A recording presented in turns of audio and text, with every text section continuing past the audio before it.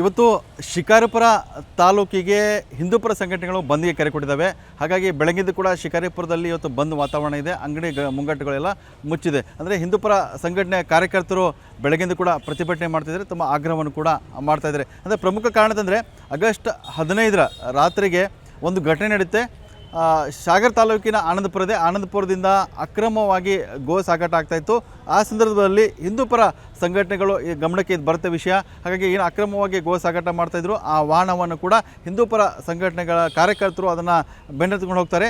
ಈ ಸಂದರ್ಭದಲ್ಲಿ ಅಂದರೆ ಶಿಕಾರಿಪುರ ಏನು ತಾಲೂಕಿದೆ ಅಲ್ಲಿ ಏನು ಈ ಅಕ್ರಮ ಗೋ ಸಾಗಾಟ ಮಾಡೋದಕ್ಕೆ ಏನು ಗೋ ಕಳ್ಳರಿದ್ದಾರೆ, ಅವರು ಈ ಹಿಂದೂಪುರ ಕಾರ್ಯಕರ್ತರ ಮೇಲೆ ಹಲ್ಲೆ ಮಾಡ್ತಾರೆ, ತಡೆದು ನಿಲ್ಲಿಸಿ ಹಲ್ಲೆ ಮಾಡ್ತಾರೆ. ಹಾಗೆ ಈ ಘಟನೆಯಲ್ಲಿ ಬಜರಂಗದಳ ಕಾರ್ಯಕರ್ತರ ಚಂದನ್ಗೆ ಗಂಭೀರವಾಗಿ ಗಾಯ ಆಗುತ್ತೆ. ಅದರ ನಂತರ ಏನು ಈ ಅಕ್ರಮ ಗೋ ಸಾಗಾಟ ಮಾಡ್ತಾಯಿದ್ರು ಆ ವಾಹನ ಗೋ ಸಾಗಾಟ ಮಾಡಿದ ಒಂದು ವಾಹನ ಒಂದು ಕಡೆ ಆದರೆ ಮತ್ತೊಂದು ಅದರ ಜೊತೆ ಎಸ್ಕಾಟ್ ಆಗಿ ಒಂದಿಷ್ಟು ವಾಹನಗಳು ಕೂಡ ಇತ್ತು. ಅದ್ರ ಜೊತೆಗೆ ಆ ವಾಹನಗಳು ಕೂಡ ಬಿಟ್ಟು ಅಲ್ಲಿ ಹಲ್ಲೆ ಮಾಡಿ ನಂತರ ಅವರು ಅಲ್ಲಿಂದ ಎಸ್ಕೇಪ್ ಆಗ್ತಾರೆ. ಶಿಕಾರಿಪುರ ಗ್ರಾಮಾಂತರ ಠಾಣೆಯಲ್ಲಿ ಈ ಒಂದು ಪ್ರಕರಣ ದಾಖಲಾಗುತ್ತೆ. ಯಾವಾಗ ಬಜರಂಗದಳ ಕಾರ್ಯಕರ್ತರ ಮೇಲೆ ಹಲ್ಲೆ ಆಗುತ್ತೆ ಅದರ ನಂತರ ಹಿಂದೂಪುರ ಸಂಘಟನೆಗಳು ಆಕ್ರೋಶಗೊಳ್ತವೆ. ಅದರ ಜೊತೆಗೆ BJP ಕಾರ್ಯಕರ್ತರು ಮತ್ತು ಮುಖಂಡರು ಕೂಡ ತಮ್ಮ ಆಕ್ರೋಶವನ್ನು ಹೊರಹಾಕ್ತಾರೆ. ಶಿಕಾರಿಪುರ ವಿಧಾನಸಭಾ ಕ್ಷೇತ್ರ BY ವಿಜೇಂದ್ರ ಅವರು BY ವಿಜೇಂದ್ರ BJPಯ ರಾಜ್ಯಾಧ್ಯಕ್ಷ ಕೂಡ ಆಗಿದ್ದಾರೆ. ಅವರು ಕೂಡ ಈ ಘಟನೆಯನ್ನು ತೀವ್ರವಾಗಿ ಖಂಡನೆಯನ್ನು ಕೂಡ ಮಾಡಿದರು. ಅದರ ಜೊತೆಗೆ ಶಿವಮೊಗ್ಗ ಲೋಕಸಭಾ ಸಂಸದ BY ರಾಘವೇಂದ್ರ ಇದ್ದಾರೆ, ಅವರು ಈ ಘಟನೆಯನ್ನು ಖಂಡಿಸಿದ್ದಾರೆ. ಹಾಗಾಗಿ ಇವತ್ತಿನೇನು ಶಿಕಾರಿಪುರ ಏನು ಬಂದ್ ಕರೆ ಕೊಟ್ಟಿದ್ದಾರೆ ಆ ಬಂದ್ಗೆ ರಾಘವೇಂದ್ರ ಕೂಡ ಬೆಂಬಲ ಸೂಚಿಸಿದ್ದಾರೆ ಮತ್ತು ಬೆಂಬಲ ಕೊಡುವಂತೆ ಕೂಡ ಎಲ್ಲರಿಗೂ ಕೂಡ ವಿನಂತಿ ಮಾಡಿದೆ. ಆ ಹಿನ್ನೆಲೆಯಲ್ಲಿ ಕೂಡ ಶಿಕಾರಿಪುರ ಪಟ್ಟಣದಲ್ಲಿ ಇವತ್ತು ಬಂದ್ಗೆ ಬೆಂಬಲ ವ್ಯಕ್ತ ಆಗ್ತಾ ಇದೆ. ಅಂಗಡಿ ಮುಂಗಟ್ಟುಗಳು ಮುಚ್ಚಿದ್ದಾವೆ. ಏನು ಸಂಬಂಧಪಟ್ಟಂಥ ಏನು ಹಲ್ಲೆ ಮಾಡಿದ್ದಾರೆ ಅವ್ರನ್ನ ಬಂಧಿಸಬೇಕಂತೇಳಿ ಆಗ್ರಹವನ್ನು ಕೂಡ ಹಿಂದೂಪುರ ಸಂಘಟನೆಗಳು ಮಾಡ್ತಾಯಿದ್ದಾವೆ. ಸಹಜವಾಗಿ ಕೂಡ ಮಲೆನಾಡಿನ ಭಾಗದಲ್ಲಿ ನಿರಂತರವಾಗಿ ಈ ಅಕ್ರಮ ಏನು ಗೋ ಸಾಗಾಟ ಆಗ್ತಾ ಇದೆ.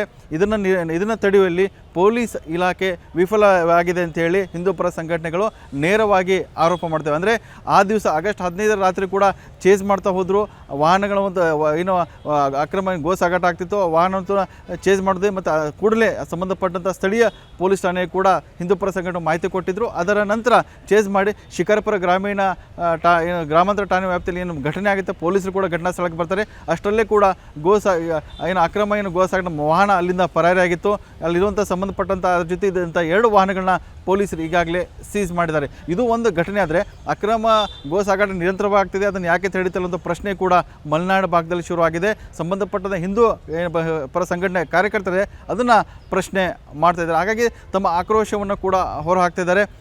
ಹಲ್ಲೆಗೊಳಗಾದವನು ಶಿವಮೊಗ್ಗದ ಮೆಗ್ಗಾನ್ ಜಿಲ್ಲಾಸ್ಪತ್ರೆ ಇದೆ, ಅಲ್ಲಿ ಚಿಕಿತ್ಸೆ ಪಡಿತಾ ಇದ್ದಾನೆ ಒಂದು ಕಡೆ ಆದರೆ, ಮತ್ತೊಂದು ಕಡೆಯಿಂದ ಈ ಎಲ್ಲ ಚಟುವಟಿಕೆ ನಡೀತಾ ಇದ್ದರೂ ಕೂಡ ಶಿವಮೊಗ್ಗ ಆಗಿರ್ಬೋದು, ಭದ್ರಾವತಿ ಆಗಿರ್ಬೋದು, ತೀರ್ಥಹಳ್ಳಿ ಆಗಿರ್ಬೋದು, ಶಿಕಾರಿಪುರ, ಸೊರಬ ಈ ಭಾಗದಲ್ಲಿ ಈ ಅಕ್ರಮ ಗೋ ಸಾಗಾಟ ಆಗ್ತಾ ಇದೆ. ಆ ಗೋ ಸಾಗಾಟನ ಯಾಕೆ ನಿಲ್ಲಿಸ್ತಾ ಇಲ್ಲ, ಯಾಕೆ ಕ್ರಮ ವಹಿಸ್ತಾ ಇಲ್ಲ ಅನ್ನೋದು ಕೂಡ ಪ್ರಶ್ನೆ ಶುರುವಾಗಿದೆ. ಹಾಗಾಗಿ ಇವತ್ತು ಅಂದರೆ ಏನು ಬಜರಂಗದಳ ಏನು ಕಾರ್ಯಕರ್ತ ಇದ್ದಾನೆ ಆತನ ಮೇಲಿನ ಹಲ್ಲೆ ಆಗಿದೆ, ಅದನ್ನು ಖಂಡಿಸಿ ಮತ್ತು ಯಾರು ಹಲ್ಲೆ ಮಾಡಿದ್ದಾರೆ ಅವ್ರನ್ನ ಕೂಡಲೇ ಬಂಧನ ಮಾಡಬೇಕು ಮತ್ತು ನಿರಂತರವಾಗಿ ಏನು ಈ ಗೋನ ಕಳ್ಳತನ ಮಾಡಿಕೊಂಡು ಸಾಗಾಟ ಮಾಡ್ತಾರೆ ಅವ್ರ ಮೇಲೂ ಕೂಡ ಕಠಿಣ ಕ್ರಮ ಆಗಬೇಕಂತೇಳಿ ಇವತ್ತು ಶಿಕಾರಿಪುರ ತಾಲೂಕಿಗೆ ಬಂದ್ ಕರೆ ಕೊಟ್ಟಿದ್ದಾರೆ. ಆ ಬಂದ್ ಕರೆ ಮೂಲಕವಾಗಿ ಒಂದು ಹಿಂದೂಪುರ ಸಂಘಟನೆ ಎಚ್ಚರಿಕೆ ಕೊಡ್ತಾ ಇದ್ದೇವೆ, ಒಂದು ಉಗ್ರ ಹೋರಾಟಕ್ಕೆ ಮುಂದಾಗಿವೆ.